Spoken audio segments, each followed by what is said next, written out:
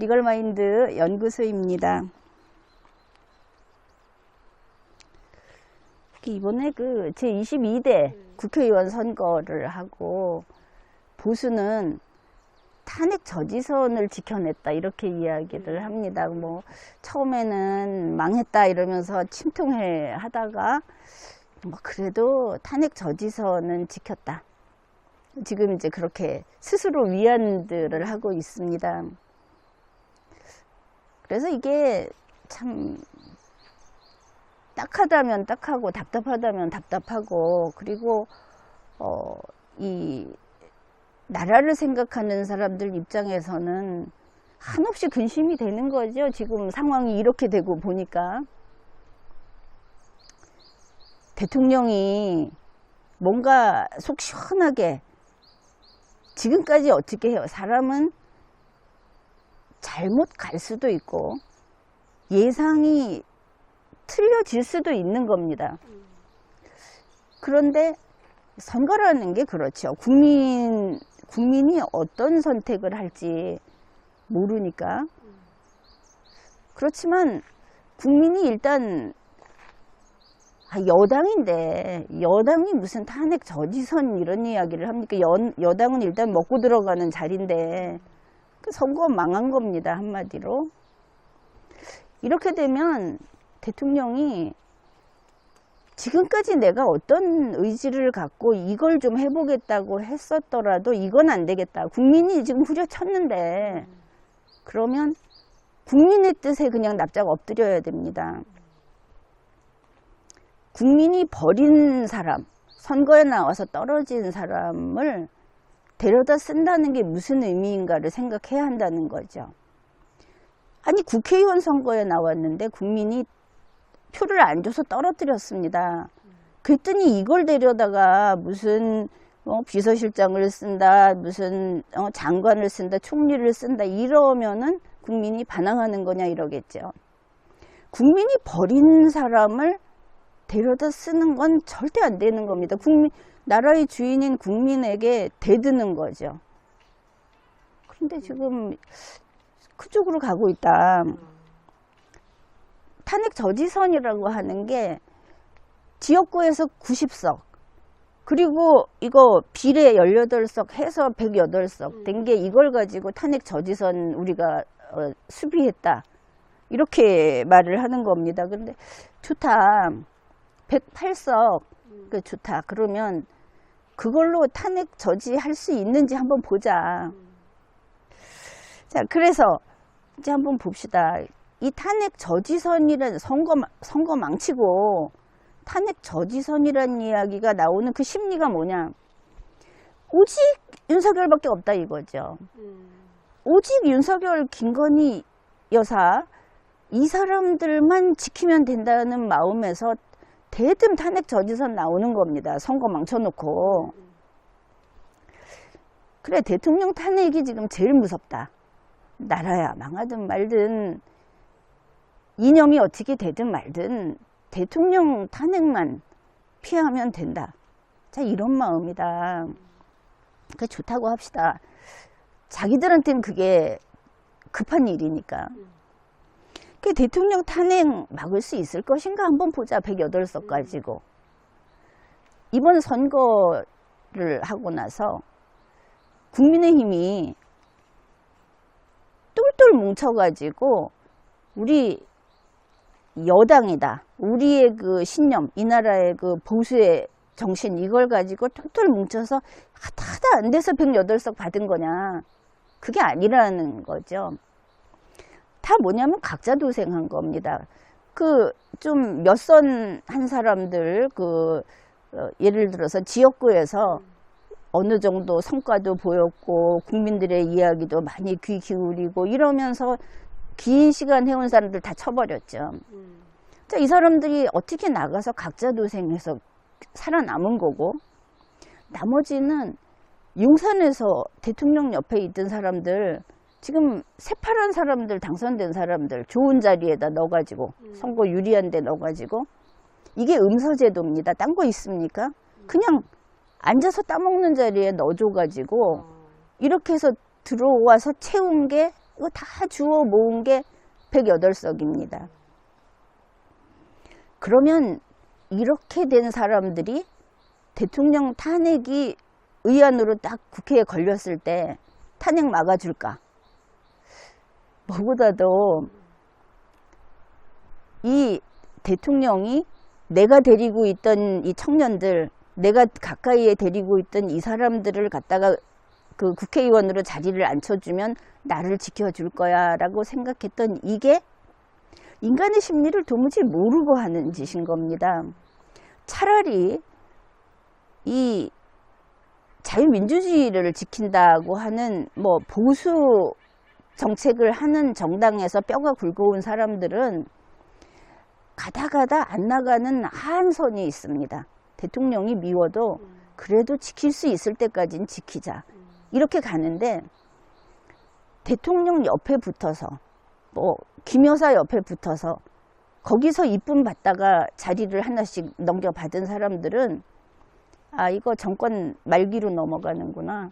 대통령 힘없고 선거 망쳤고 대선 희망 별로 없고 그러면 마지막에 대통령 옆에 있다가 예전에 박근혜 대통령 탄핵 때 대통령 주위에 있던 사람들 보좌관들 비서진들 전부 감옥문에 드나들지 않았습니까? 우리가 왜 그 짓을 하냐.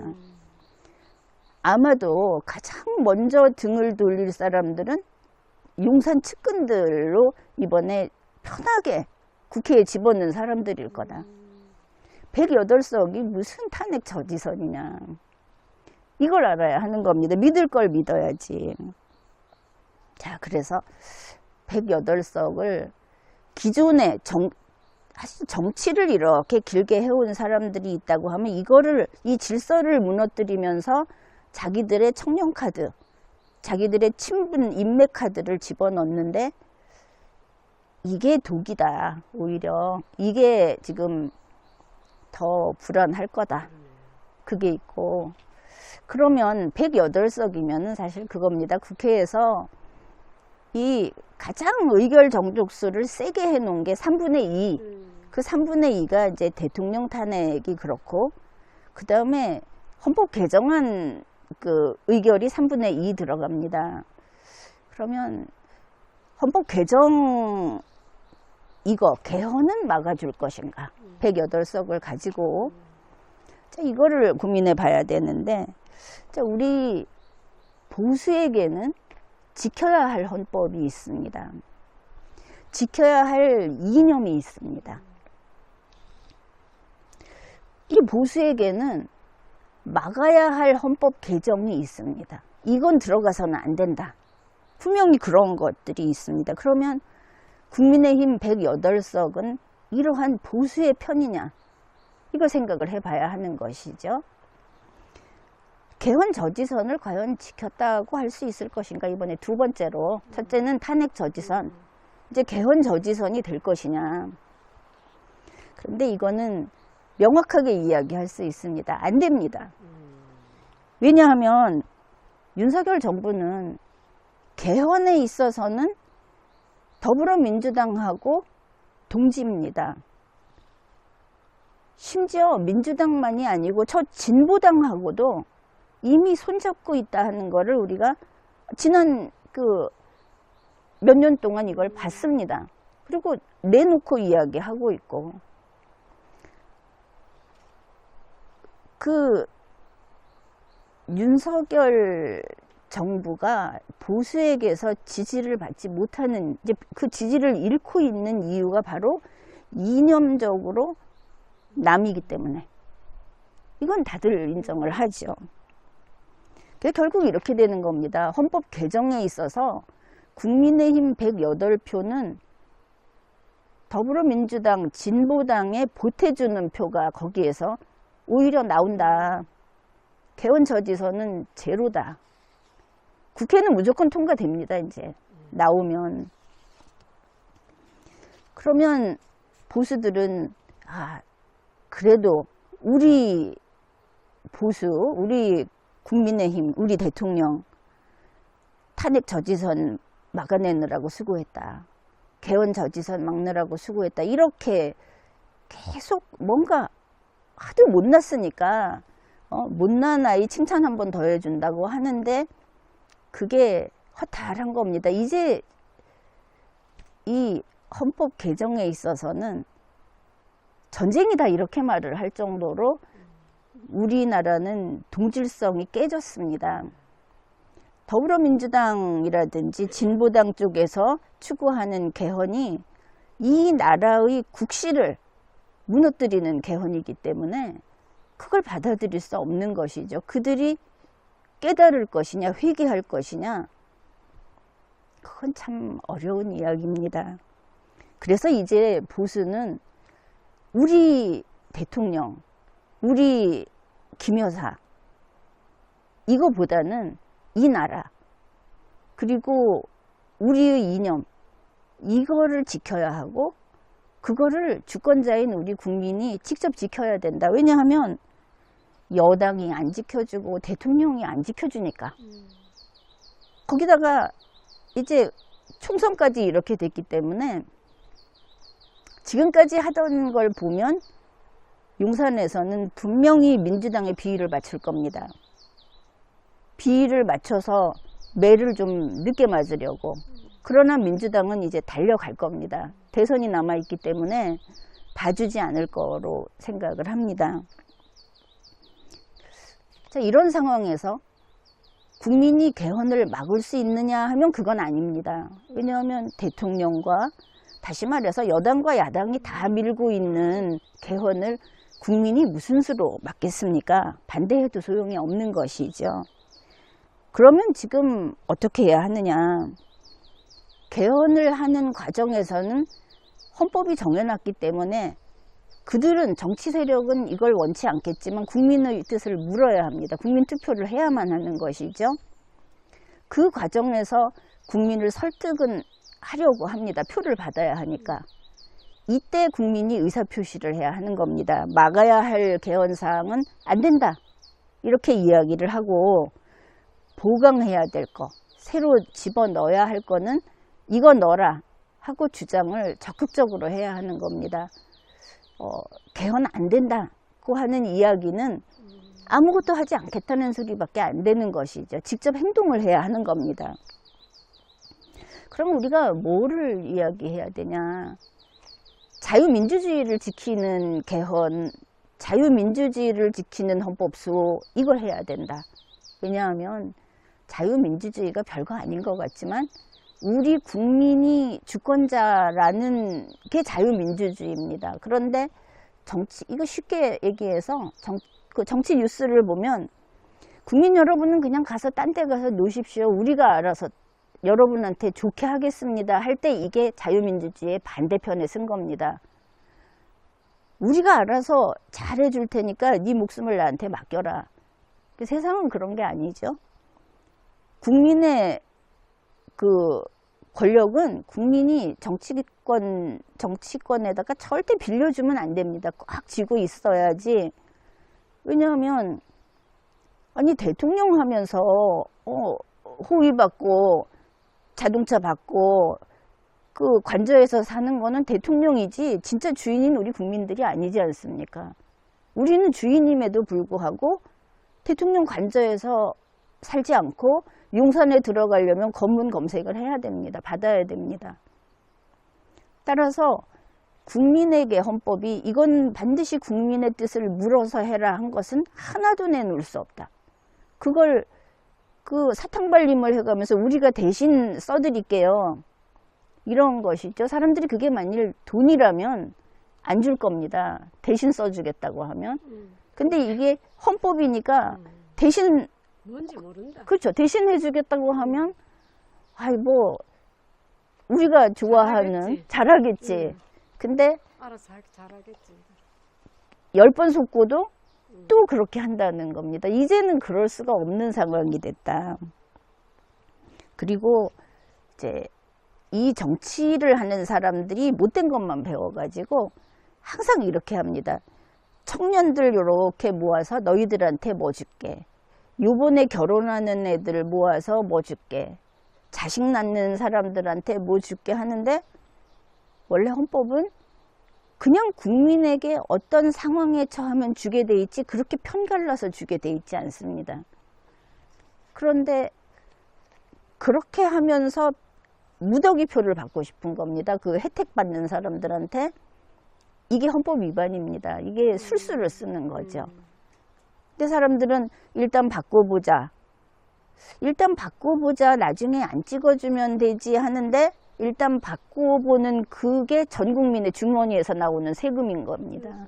나라가 지금 우리나라가 빚더미에 앉아 있죠.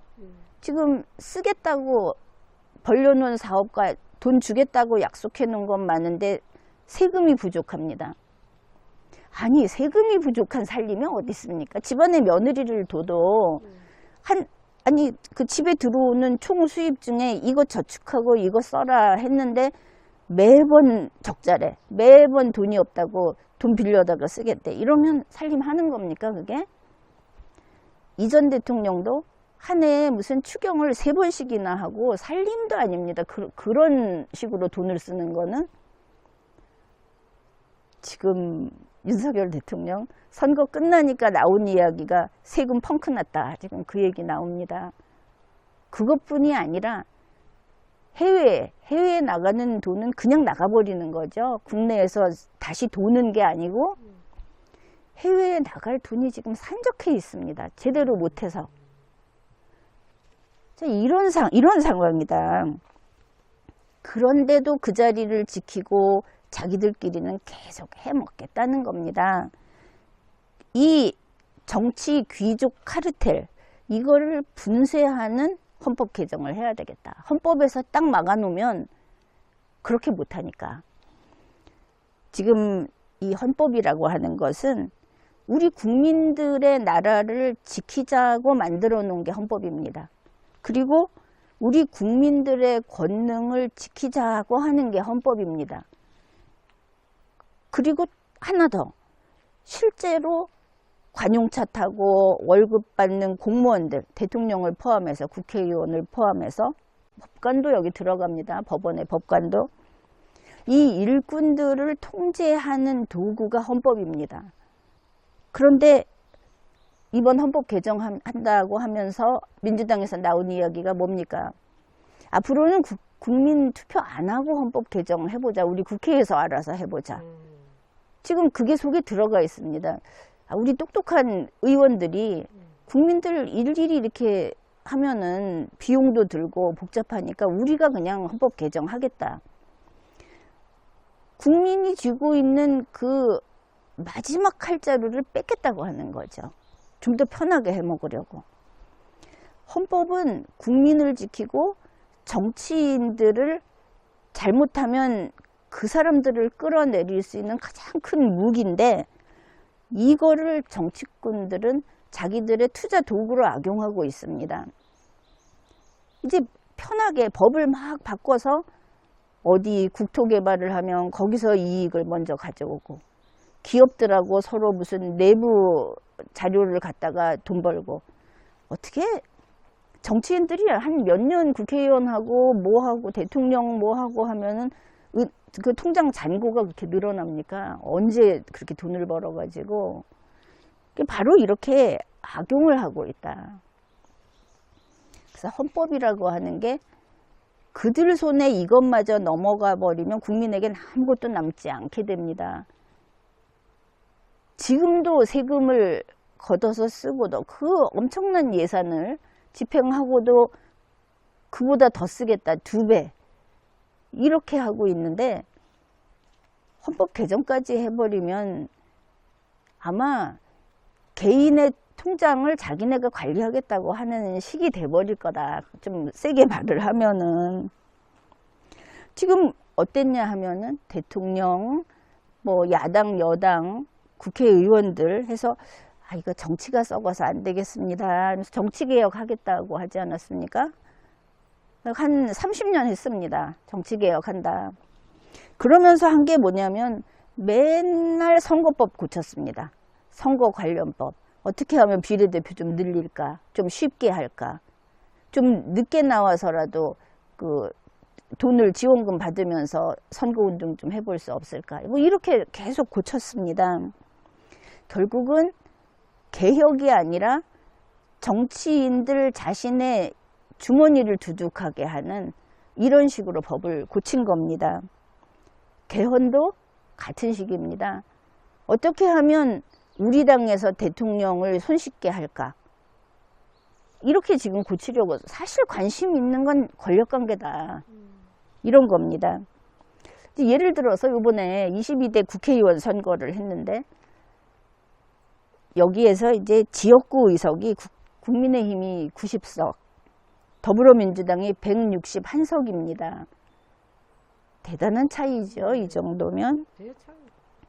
여기 이제 새로운 미래당이 한 석, 개혁신당이 한 석, 진보당이 한 석, 뭐 이렇게 나왔다고 하는데, 그런데 이번 선거에 어땠냐 하면 정책 별로 남지 않습니다. 무슨 정책을 가지고 선거를 치렀느냐, 그거보다는 쟤 안 되니까 나 찍어줘 하는 게 더 많았고, 그 다음에 국회의원으로 얼굴도 내밀지 않으면서 우리 당 찍어주면 우리 비례라도 좀 차지하게 해달라는 선거운동이 막 있었습니다.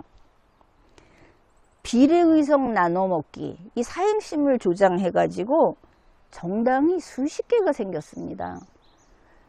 선거 전날 중앙선거관리위원회 홈페이지 정당 정보에 딱 들어가니까 이름도 안 나오는 정당이 수두룩합니다. 밖에선 선거운동을 하는데. 왜냐하면 중앙선관위가 이걸 정리해서 보여줄 틈이 없는 겁니다. 그 이유가 뭐냐. 선거 바짝 앞두고 창당을 하는 겁니다. 막 당을 만드는 것이죠. 정당이라고 하는 것이 국민 여러분, 우리는 이런 정책을 가지고 헌법을 준수하면서 국민 여러분을 이렇게 받들겠습니다 하는 걸 만들려면 1년, 2년, 적어도 선거, 이번 선거 때는 만들어서 다음 선거를 준비해야 이게 양심이 있는 거지. 선거 코앞에다 두고 예비 후보자 딱 등록하는 그 시점에 뭐 만들었다느니 아주 국민을 우습게 하는 거죠. 정당이라는 게 돈 놓고 돈 먹기라고 생각을 하는 겁니다. 거기에다가 우스운 짓은 또 있습니다. 가보면 정당의 이름 앞에 가자 붙은 당이 그렇게 많습니다. 가자 무슨 당, 가가 무슨 당. 말이 안 되죠? 이게 무슨 뜻이냐. 국회의원이 있는 정당이 아닌 경우에는 가나다 순으로 이 기호를 부여한답니다. 그러면 가가 붙으면 앞에 가겠죠. 의미도 없이 앞에다 가자를 붙여서 당명을 길게 짓는 겁니다. 국민을 도대체 뭘로 알면은 이런 짓을 하는가, 이러고 국민에게 선택을 해달라고 하는가. 이게 지금 정치권에서 정치개혁을 한다고 법을 바꿔놓은 결과가 지금 이렇게 돼버린 겁니다. 이 정당이 뭐냐, 우리 이제 정당법, 법을 좀 보면 정당법 제2조에 정당이란 국민의 이익을 위해서 이렇게 하는 국민의 자발적인 조직이다, 이렇게 되어 있습니다. 국민을 위해서 하는, 국민이 만든 거기 때문에 헌법도 이걸 보장을 해주고 있습니다. 보호를. 그런데 어떻습니까? 국민의 이익을 위한 게 아니고 자기들의 이익을 위한 것이고, 그리고 국민의 자발적인 조직이 아니고 자기들이 한번 하면 계속 평생 해먹습니다. 그냥 이제는 대통령이 연차 찾아 먹을 때 어이없어 했는데 연금도 받겠다고 합니다. 바로 이렇기 때문에 이 사람들이 특권층이고 철밥통이고 바로 기득권 카르텔이 이 정치인들, 우리가 얼굴 알고 있는 저 정치인들, 국회의원, 대통령, 이런 사람들이기 때문에, 그래서 그나마 우리 국민의 손을 거치는 헌법을 통해서 이걸 통제를 해야 되겠다. 이 사람들이 계속 이 짓을 하지 못하게 해야 하겠다. 그러면 정당이 이번 선거에서 무슨 짓을 하는가를 봤는데 헌법으로 어떻게 이걸 통제할 수 있느냐 하면은 헌법 제8조에 보면 정당 운영자금을 보조할 수 있다, 이렇게 되어 있습니다. 선거 공영제라고 해서 선거 비용을 우리 세금으로 대는 거는 그런데 선거 비용 아껴 써라. 흥청망청 막 쓰지 말고 뭐 그 엄청난 액수를 이거 어차피 받아서 줄 거라고까지 현수막에 걸어 놓을 정도로 철면핍니다. 이 정당 사람들이. 그래서 선거 공영제를 엄격하게 관리하면서 그 선거 비용 보전을 일일이 따지고 최소화해서 줘라. 이걸 헌법에서 한마디 해놓으면 하위법에서 그걸 시행하게 돼 있습니다. 그 다음에 정당 운영자금 보조해 주는 거 이거 없애라. 그 몇십 개의 마음대로 이름도 아무거나 붙여서 만들어 놓는 거를 그 보조금 줄 수 없다. 이런 것들이 헌법에서 아주 단칼에 쳐버려야만 이런 거를 바로잡을 수 있는 겁니다. 그 다음에 이번 선거에서 보니까 아무나 더불어민주당이나 국민의힘 공천을 받아서 나오면 결국 뽑히더라. 되면 안 될 사람도 뽑히더라. 이런 걸 우리가 봤습니다. 저 사람은 해서는 안 된다. 자유민주주의의 거의 적이다. 이런 사람들도 뽑혔습니다. 그래서 국회의원 소환제, 국회의원이 헌법을 위반할 때는 국민이 중간에도 소환을 할 수 있게 하자.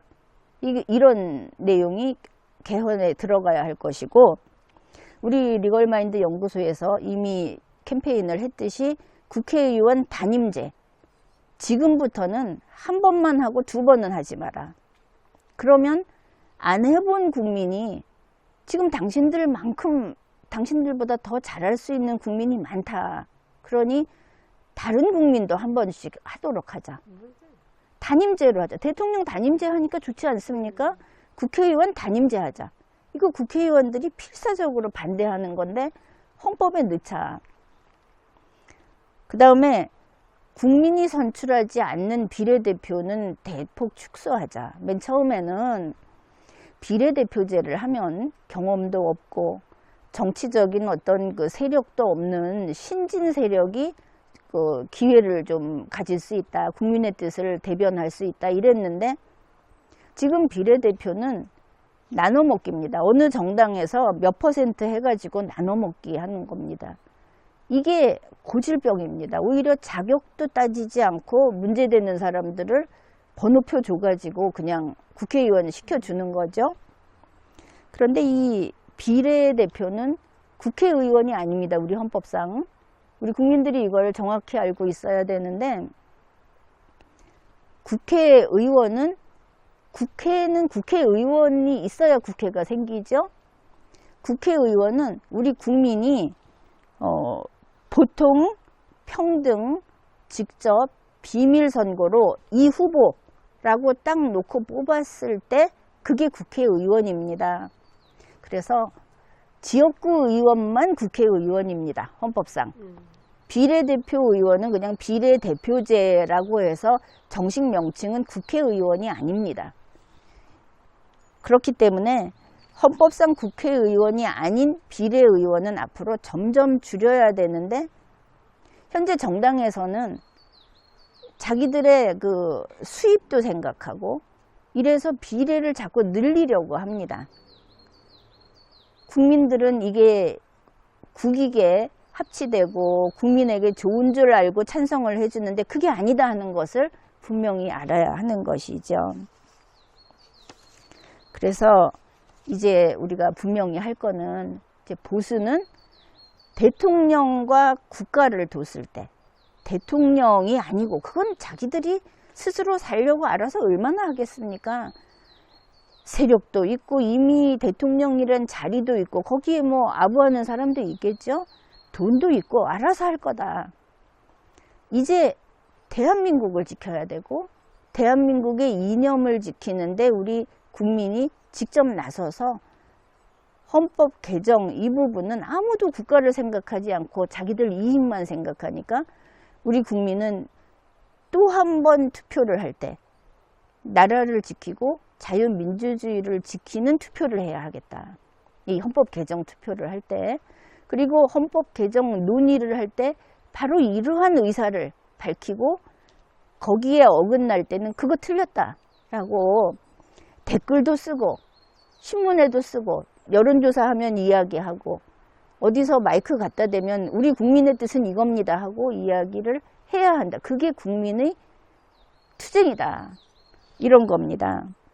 그래서 우리는 막아야 할 개헌은 막고 새로 넣어서 이런 정치 독재, 정치 카르텔을 분쇄할 수 있는 새로운 조항은 집어넣는 이런 그 헌법 개정 활동에 우리가 직접 참가를 해야 되겠다. 그 이제 리걸마인드 연구소에서도 이 개헌에 대해서 이거는 넣어야 합니다. 이거는 잘못됐습니다. 하는 이야기를 앞으로 이제 때때로 할 겁니다. 그러면 우리 보수, 우리 이 나라를 생각하는 국민들은 함께 행동을 해 주셔야 하겠습니다. 열심히 하실 거죠? 할 말은 하고 투표도 제대로 하고. 그렇죠. 당연하죠. 네. 그리고 참 나라가 어려운 때인 것 같네요. 예, 그러니까 그 보수로서 흔들림 없는 분들이 조용히 있으면 안 된다. 누구하고 이야기할 때도 이거 비례대표 이런 거 안 되고 국회의원들이 지금 저렇게 가는 건 안 된다. 이런 이야기들을 많이 하는 게 건강한 나라고 또 그게 우리 보수이자 사회에서 이 경험이 많은 좀 뭐 하여튼 40대 이상 나이 든 사람들이 무게중심을 잡아주는 일이 된다. 그렇게 봅니다. 네. 예. 그래서 지금까지 이렇게 이 조금 서늘한 요런 곳에서 아주 이야기를 참 많이 했습니다. 네. 오늘 참 날씨 좋네요. 예, 그렇죠. 예. 근데 너무 그 차분하고 순해 보이셔서 본심은 꼭 그렇지도 않은 것 같은데 아주 차분해 보이셔가지고 점심은 좀 못됐어요. 아니 본심은 세실 것 같은데 네, 조금 세요. 예, 아주 그래도 힘이 됩니다. 이렇게 같이 이야기하니까 참 좋고 그렇습니다. 자, 지금까지 리걸마인드 연구소였습니다. 아주 인사하는 게 좋겠죠? 그럼 손 한번 흔들어 줄까요? 네, 여러분 감사합니다. 예.